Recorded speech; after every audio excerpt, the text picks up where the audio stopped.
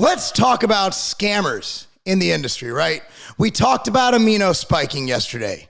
We talked about turkesterone, where they're saying, well, it might be turkesterone, but if it isn't, it's ectosterone, which is actually better than turkesterone. No, if it's on the label, it should be in the product. And if people are making egregious claims, we need to point them out. We need to look at it, and we need to tell the consumers what to look for in a product. Now, you guys know, that every day I get an email or some kind of a message that Cali Muscle's out there saying that whey protein and creatine are bad for you. Now, I shouldn't even have to do this, but here's a review from the International Society of Sport Nutrition Precision. Stan, it's an actual study. I know reading's hard, but Cali, you can read this one. Here is from the actual study. Antonio and colleagues, that's Jose Antonio, published a series of original investigations and prescribed extremely high amounts of protein, 3.4 to 4.4 grams per kilogram a day. And I'm just gonna basically fast forward. Of these people, there were no harmful effects on kidney and liver function, and there were no alterations in clinical markers of metabolism and blood lipids. But you know what? I understand. Dude, there's a lot of words, there's a lot of numbers, a lot of references. This is tough. So I'm going to leave this to this. I'm not a scientist, but I will tell you this much. Whey protein is literally 20% of milk. When you drink milk, it's 80% caseinate and 20% whey. Enough about that. Let's talk about, let's just talk about Hyphy mud, which, by the way, Tiger Fitness sold a ton of in the past. Look, man, Tiger Fitness is a retailer. We sell a ton of products, and I believe in a lot of brands we sell. For example, Ghost. I love Ghost. Core Nutritionals. I love Doug over there. He does a great job, puts together a good product. You know, I love a lot of companies that we carry that I don't necessarily manufacture, but we sell 11,000 products. So we're going to sell what people want, and this is what people wanted. So, I'm not going to go over what's in it because, well, it's not my place. But everybody keeps getting mad at me because I keep doing positive reviews, and this is not going to be a negative review. I'm going to just go over dosing, because if you're going to come out and say that whey protein and creatine are dangerous, well, I think we have a right to look at what you're recommending, right? I think it's fair, especially if you're going to make underhanded comments and say that, well, some people did not show up to a trade show, the LA Fit Expo, and call me out. Look, man, I'm not fighting anybody. I'm 41 years old. Like, people didn't go to the LA Fit Expo because people aren't going to expos anymore.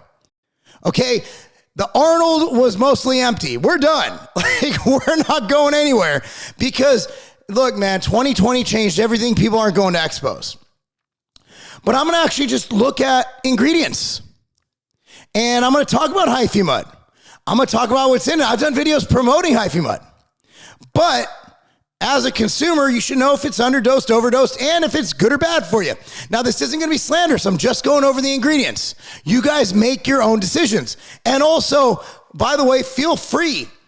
Ambrosia Kinetic, Clash 3D, Sniper, all the products that I formulate, by all means, do a review video. But you might have to break out some science. And like I said, reading is hard. Reading is very difficult. So at the end of the day, let's go over the ingredients, right? 1 scoop. This is a scoop. This is a serving. Citrulline malate 1:1, 3,000 milligrams. That is actually, the actual citrulline in that is 1.5. 3,000 is 1.5 grams. That's 1,500 milligrams of L-citrulline. So I would love to see documentation that this is actually citrulline malate. So L-citrulline is an amino acid. Malic acid is actually an intermediate in the Krebs cycle. So what happens is all the studies are done on bonded citrulline malate.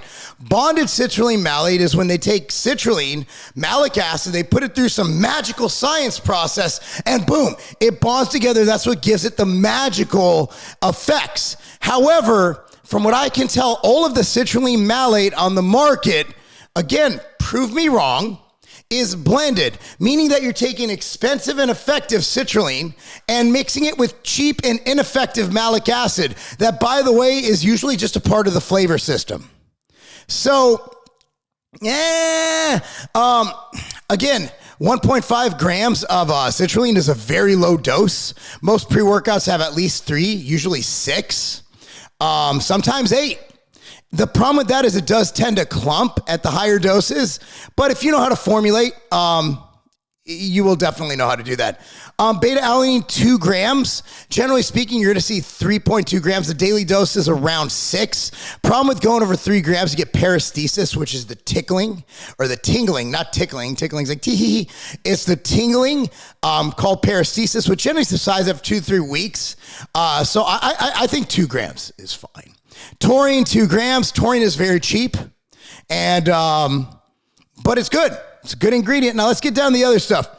Agmatine sulfate at 500 milligrams. Now, if you had a high dose of citrulline malate, I can argue that 500 milligrams of agmatine would be sufficient, but you don't. Agmatine is usually dosed at least 1 to 1.5 grams. This is pretty well underdosed. But again, I think the driver is supposed to be citrulline malate, but I'm guessing because citrulline is expensive, they wanted to keep the cost down.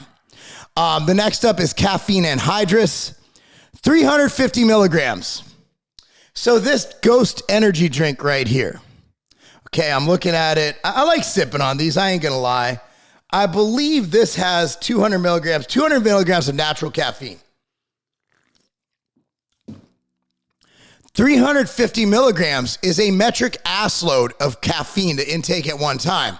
Now, if you knew how to formulate, and I'm sure he doesn't formulate his products, let's be honest here, he probably doesn't even know what the ingredients are in it. It's probably the first time he reads the ingredients. When you look at the ingredients, caffeine is lazy. Okay, you're going to get a jolt. You're going to feel the energy, but there's other ways to get energy without using that. There's also other forms of caffeine. There's VitaSure, there's Infinergy, there's controlled release caffeine, even natural caffeine, guarana, and things like that. The natural caffeine is what's in Ghost.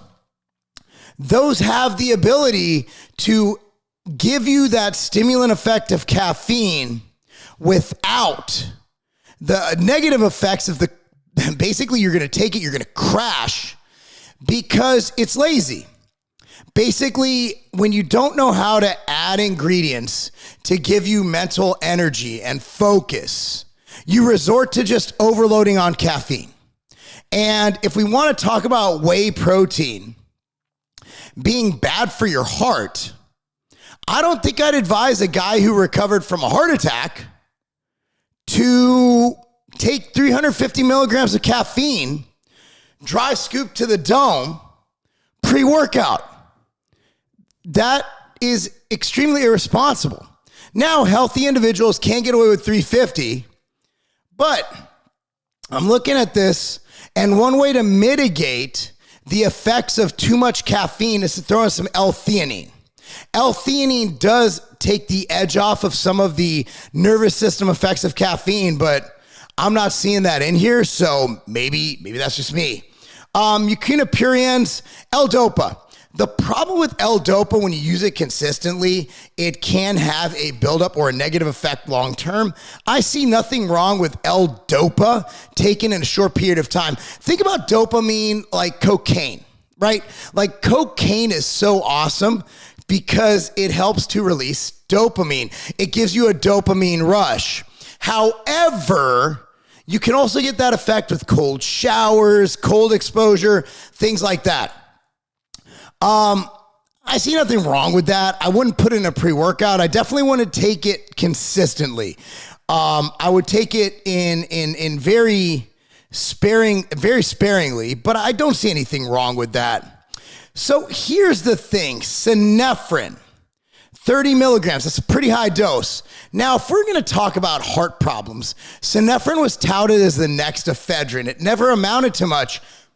And actually, the data shows that synephrine doesn't really have a negative effect on blood pressure or heart rate. But again, this is meant to be a kind of an add-on to kind of like a ephedrine substitute, but it's not. I'm okay with synephrine. 30 milligrams is, I've seen people go up to 100, 30s, whatever. PABA, fine. You know, PABA is a derivative of folic acid. It's all good, whatever. Rosemary leaf powder. I guess you can say, let's see what they claim rosemary leaf does real quick, because I just want to kind of, so rosemary, so here's yohimbine, synephrine, and rosemary. These three will really get your blood pumping and help you stay lean and mean. You'll get the most out of your workouts while building muscle and burning fat. By stimulating your sympathetic nervous system and getting your fight or flight response activated, you'll be ready to go. All right, I don't see it doing all that, but maybe it'll do something. Alpha yohimbine was touted as the next as better than yohimbine for a while. 2 milligrams, it's fine. It's an okay dose. Know what I'm saying? Then you got some B vitamins. So what I'm getting at here is this is it's nothing special, right? Like there's no real, this is a kind of like a Me Too product. They put a little L-Dopa in it for a spin. But I'm looking at this and I'm wondering why it's so underdosed. It doesn't really have many cost drivers in here. The citrulline malate brings the cost down because you have malic acid blended with citrulline. Beta alanine, again, it's lower than normal dosing. It's usually around 3 grams. 2 grams is fine though. Taurine is a cheaper ingredient. So overall, I mean, it's not really bad, right? But what I'm getting at here is I want you to notice the hypocrisy in this industry, right? We have a product that is put together where it's basically caffeine powder is the main driver of the experience. And then you have other stuff around it. But really, it's caffeine powder. It's over-caffeinated, which means that they want people to feel like it's doing more than it actually is. When in reality, the pump ingredients are severely underdosed.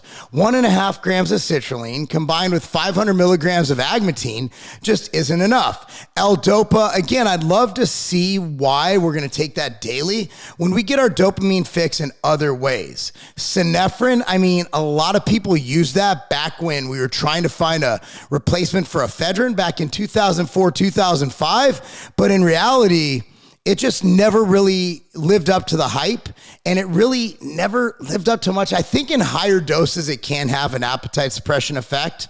So overall, if you're going to go out and make claims that whey protein and creatine are bad for your heart after having a heart attack, and then have videos of you post-heart attack dry scooping 350 milligrams of caffeine, I really think that consumers need to watch out. I really think that they need to be like, wait a second, what is going on here? If there's anything, somebody who has had any issues with their heart, it should be to look out for stimulants. And you shouldn't be mainlining Starbucks. But instead, I'm getting texts every day about like, oh, did you hear this? It's like, dude, I just want you guys to read the data. I'm going to post the International Society of Sport Nutrition link down below. But also, I have no clue why this is even any bit of a, it's like, can you imagine if we were up in arms and arguing about powdered milk before bed? Because that's essentially what whey protein is. Creatine is simply 3 non-stimulant amino acids combined. So the problem with the cost of entry, the barrier of entry in this industry, is that anyone can come out with a pre-workout. The minimums are very low. Or you could have a company sponsor somebody and not have the proper R&D in place, and anyone can go ahead and put their name on something and just promote it when they don't even know what's in it. So that's just what I had to get at. So look, man, there are worse out there. There are definitely worse pre-workouts out there. But I would like you to just look at the ingredients, and I want to use these as an opportunity, like when I did a review of Bumstead's pre-workout Thavage and all that. I want you to be able to look at these pre-workouts and figure out what the hell's in them. Anyway, guys, be sure to like this video, subscribe to this channel, click on the notification bell. And see, I told you to be fair and honest. Like, I didn't just go off about anything. I'm just saying the hypocrisy is real. The hypocrisy is real. And this isn't a bad there's a lot worse pre-workouts. A lot worse pre-workouts. But if you're looking at full dosing, if you're looking at actually getting something more than some energy from some caffeine, there are hundreds better out there. That's not a game.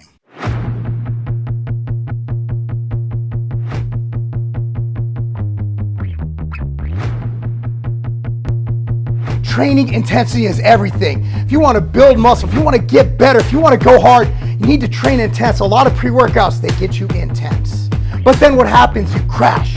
A lot of pre-workouts, they give you the pump, but then what happens? It wears off.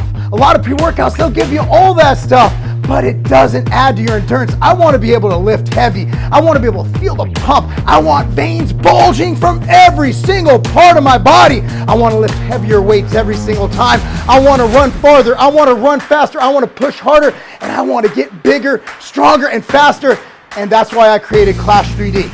This pre-workout is next level, featuring 3D pump, Vasodrive AP, and a lot of other epic ingredients. Guys, this is the pre-workout that you need to take your workouts and your performance and your physique to the next level.